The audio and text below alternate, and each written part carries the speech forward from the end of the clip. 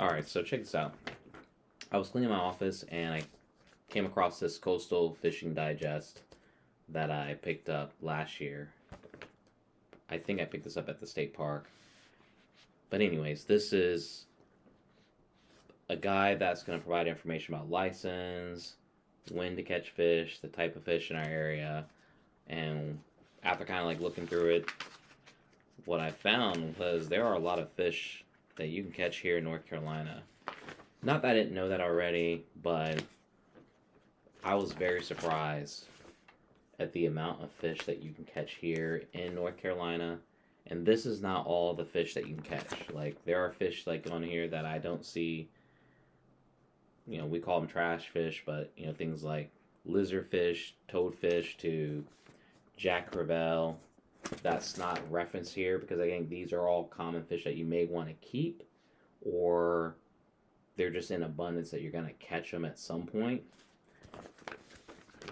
But one thing I'm gonna do this year, unlike last year, is I think I want to challenge myself. Well, not think. I know I'm going to challenge myself when it comes to not just fishing, but making sure to try to catch specific fish that we have available off our coastline.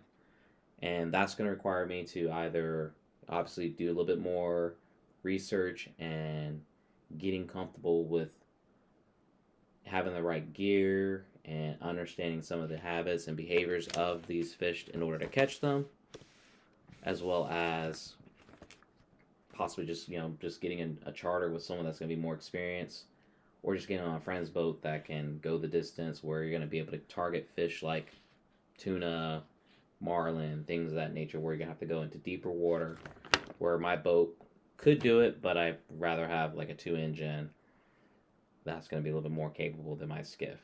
But I'm definitely going to put an emphasis on catching more fish. And just to kind of give you an example, this has 29 fish listed here. And I know, just to give you an example, like sheep's head, it wasn't until the end of last year where I started catching sheep's head. And it's not because they weren't readily available, it's just because I wasn't really trying to go after them or target them. But once you kind of cut your teeth on catching a fish, you want to catch more of them. So I feel like that would be the same with some of these other fish. Even though some may not be in season and you may not be able to keep them, I think it's still worthwhile to say that, hey, I caught that fish and I can check it off my bucket list. So I don't know, I don't have a list yet, but I think this is a great starting point to kind of curate my bucket list of fish to catch in 2025. And I know, for example, something that I know that you can catch inshore, like black drum. I've never caught a black drum. I don't know why. I have friends catch them in cast nets at the dock. So again, it's not because I'm not fishing with the right type of bait, but just never caught one. Cobia, another. Actually, I lie. I don't think I've caught a cobia, but I think I've been on a boat with friends that have caught cobia, but I want to catch it, so that's on the list. But things like croaker, sea mullet, pigfish, pinfish, those are all fish that I've caught. Flounder, red drum, gray trout, speckled trout, spots, sheep's head, even black sea bass. Now, black sea bass I've caught, but they've been undersized unless you're going offshore to catch them. So in 2025, I'm definitely going to put an emphasis on trying to focus on catching specific fish that I have on my list. And I plan on sharing that experience. And hopefully, again, it's going to get me more comfortable being able to do it myself. Where, again, I personally don't care much for trolling. And I think partly it's because I don't do it myself. I rely on others. So I think once I learn how to do it, I might enjoy it more.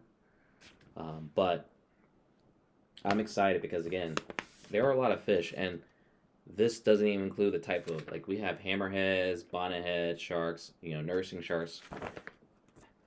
Again, there's plenty of sharks you can catch in our waters, plenty of trash fish, again like lizardfish, ribbon fish, uh, ladyfish. I mean, we have a lot of fish here in North Carolina. Like, you'd be very surprised at the amount of fish you can catch.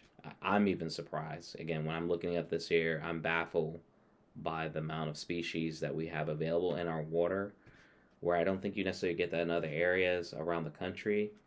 So I'm very grateful that at least have the opportunity to try this.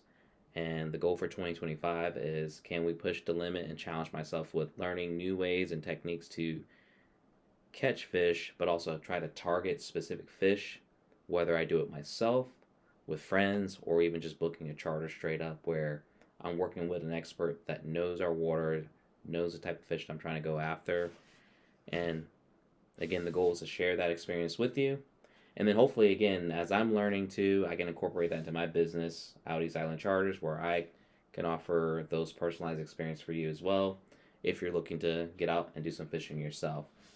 But again, if you've never been to North Carolina, or you're in North Carolina and you never knew about this, definitely check out, do your research. Again, we have some great fishing in our area. I'm in Carolina Beach.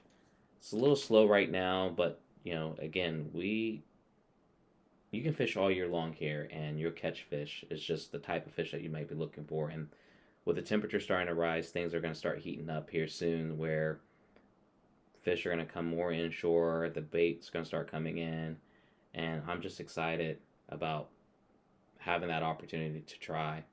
And like I said, I'm going to share it. So just make sure you do me a favor. Please hit the like button. Please subscribe to the channel. And if you know anyone else that loves saltwater fishing or freshwater fishing or just boating in general, please share my channel.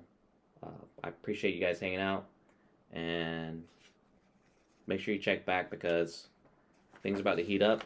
And like I said, I'm about to have a bucket list of fish that we're going to be checking off this year in 2025 as I'm catching and sharing along the way. As always, thanks for watching, and I hope to see you guys next time out on the water. Peace, y'all.